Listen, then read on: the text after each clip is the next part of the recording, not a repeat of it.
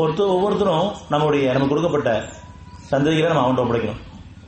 நான் பெற்றேன், நான் வளர்த்தேன், நான் அறிவு கொண்டு வழிகாட்டுறேன், அந்த அடிப்படை இல்லாமல் இனிமேல் நீ கொடுத்த சந்தையை நான் ஒன்றை ஒப்படைக்கிறேன். நீ எந்த அமைப்பில் படைச்சையோ அந்த அமைப்பில் அவங்களை வாழவை. நாங்களும் ஒன்றை சரணடைகிறோம், எங்கள் குடும்பங்களையும் சந்தைகளையும் சமுதாயத்தை ஒன்றை சமர்ப்பிக்கிறோம். அப்படி நம்ம அறிவை நீக்கிட்டு அவன்கிட்ட ஒப்படைச்சா இது சரணாகதி, அதுக்கு பாதுகாக்கப்பட்ட வாழ்க்கை. அந்த குழந்தைங்களையும் அவன் பொறுப்பேற்றுக்குவான். அது நம்ம குழந்தைங்க இல்லை, அவனுடைய படைப்பு. அதுக்காக இறைவனுடைய குழந்தைன்னு சொல்லக்கூடாது. இறைவனுடைய படைப்பை பராமரிக்கக்கூடிய ஒரு பாக்கியத்தை நமக்கு கொடுத்துருக்கான் பெற்றோர்கள். அந்த பாக்கியத்தை பெற்றோர்கள் நம்ம இறைவன் ஒரு பாக்கியத்தை பெற்றிருக்கோம், அமானிதமா நமக்கு சந்தைகளை கொடுத்துருக்கான்னு சொன்னா அவன் கொடுத்த படைப்பை அவன்கிட்ட ஒப்படைக்கிறது.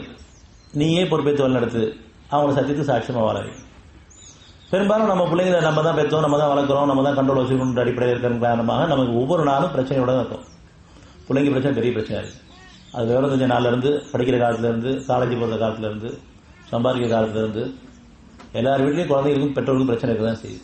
கடைசியில் விரக்தி அடைஞ்ச நிலையில நம்ம சொல்லக்கூடியது முடிஞ்ச அளவுக்கு போராடி பார்த்துட்டு கடவுள் தான் அல்லபதி கொடுக்கணும்னு சொல்றோம், அல்லது அல்லாதான் அல்லபதி கொடுக்கணும்னு சொல்றோம்.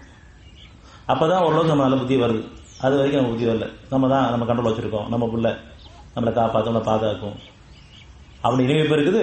அந்த பிள்ளைங்களுக்கு நம்ம இணைப்புக்கு திருப்பாம நம்ம மேல பயத்தை ஏற்படுத்துறதும் பொருளுடைய வழிகாட்டுறதும் நம்முடைய நிலையா இருக்கு. ஒரு குழந்தைகளை படிக்க வைக்கும் போதே அந்த பிள்ளைங்களுக்கு எந்த கோர்ஸ் எடுத்தா எந்த அளவுக்கு சம்பளம் கிடைக்கும் அப்படிங்கிற அடிப்படையில் நம்ம கைட் பண்றோம். அது இறைவனோட ஒப்படைக்கல. நம்மளும் பொருள் நம்பி வாழ்ந்துக்கிட்டு அந்த பிள்ளைங்களுக்கும் பொருளை கொண்டுதான் வழி காமிக்கிறோம். மறைவா என்னுடைய எண்ணம் அதை கொண்டுதான் இருக்கு. நம்ம ஒவ்வொருத்தர் எண்ணத்தை இறைவன் கவனிக்கலாம். நீங்க என்ன எண்ணத்தோட செயல்படுறீங்க, அந்த எண்ணங்களுக்கு தான் ஒரு எண்ணம் போர் வாழ்ந்து தெரியவே தெரியும். ஒண்ணு என் பிள்ளைங்க என்னை காப்பாற்றும், கடைசி காலத்தை அந்த எண்ணமே தப்பு. அதுக்கு இந்த பிள்ளைங்க இப்ப நல்லா சம்பாதிச்சாதான் அந்த வேலையை செய்யும் அப்படிங்கிற பேர்ல அந்த சம்பாத்தியத்துக்கு உள்ள பொருளுக்கான வழியை தான் நம்ம காமிச்சிட்டு இருக்கோம். அந்த பிள்ளைங்க வளர காலத்திலேயே நம்ம மேல பயத்தை ஏற்படுத்துறோம், இறைவன் மேல பயத்தை ஏற்படுத்துற.